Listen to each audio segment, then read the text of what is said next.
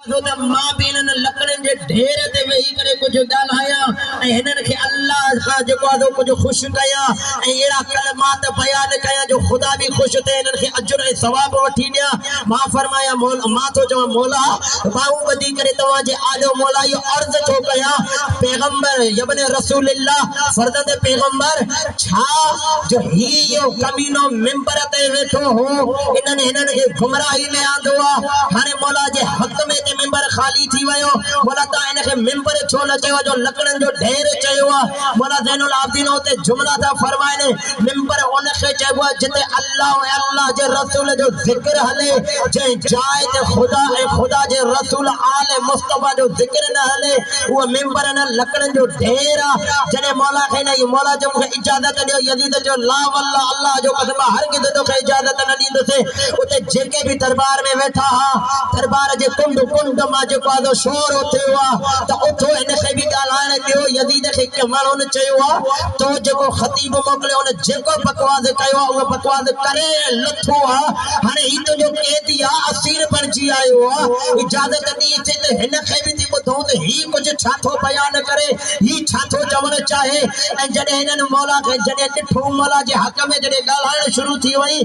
त मौला खे इजाज़त मिले थो पियो जेको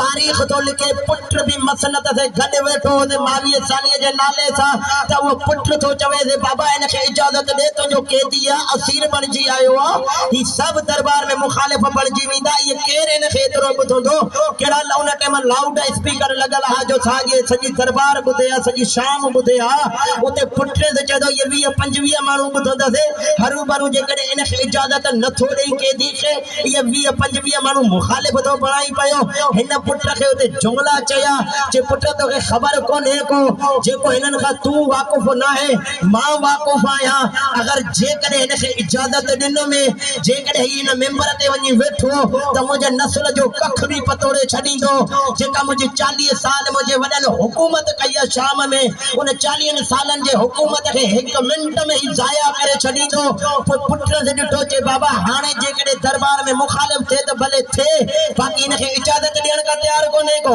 उते ही मजबूर थी इमाम ज़ैनुल आबिदीन खे इजाज़त मिलियो। मौला जीअं मेंबर ते वेठो आहे मौला ते जुमला फरमाया ओ दरबार में वेठलो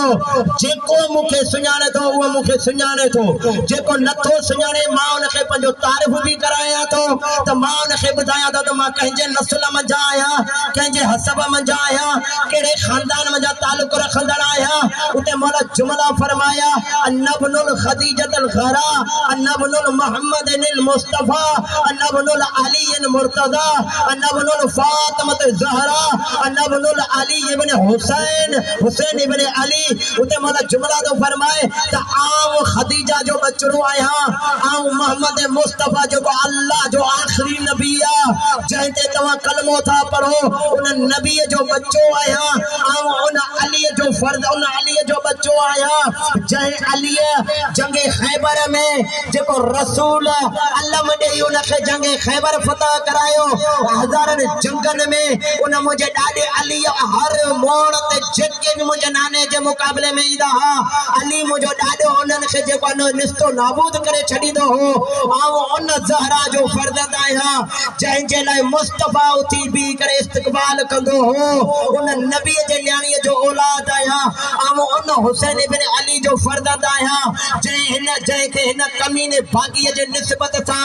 कत्ल करे हिते असांखे जी सादात खे आंदो आहे। उते मौला जुमला था फरमाइनि हाणे तव्हां यज़ीद खे चओ जेको ही असांजे टकर में आहे त मां ज़ैनुल आबिदीन पंहिंजो नालो बि बयानु कयो आहे पंहिंजी नानी बि तव्हांखे ॿुधायो आहे पंहिंजो ॾाॾो बि ॿुधायो आहे पंहिंजी ॾाॾी बि ॿुधायो आहे पंहिंजो बाबो बि तव्हांखे ॿुधायो आहे। हाणे हिन कमीने खे चओ त ही बि पंहिंजे ख़ानदान जो पंहिंजो जेको आहे त तारीफ़ कराए। उते इहे सभु दरबार में चुप थी विया हा। इते मौला ज़ैनुल आबिदीन जुमलो चई करे चयो आहे जेके इहे वेठा हा जेके इमाम जे क़त्ल में इनवाल हा जेके पत्थर दिल माण्हू हा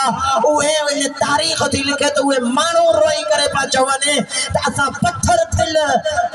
दिल दिल माण्हुनि जे बि जेको आहे दिल मेड़ बणिजी वई ऐं मौला ज़ैनुल आबिदीन ते जुमला फरमाया हिन जा जेके वहशी जानवर फौजी हा उहे सभु चुप थी विया हा अगर उन टाइम यजीद ये पंहिंजे फौजी वहशी जानवरनि खे चए हा वञी हिन कैदीअ खे लायो हता के 15 माण्हुनि खां तौहीद जो आवाज़ बुलंद करायई त वञो आज़ान ॾियो त ताकि इमाम चुप रहे यानी ये मंसूब यानी ये दलील या दलील त इमाम खे चुप कराइण जे लाइ अल्लाह जे तौहीद जो आवाज़ बुलंद आवाज़ ॾिजे त माना इमाम चुप रहे वरना कंहिंजे नस्ल जी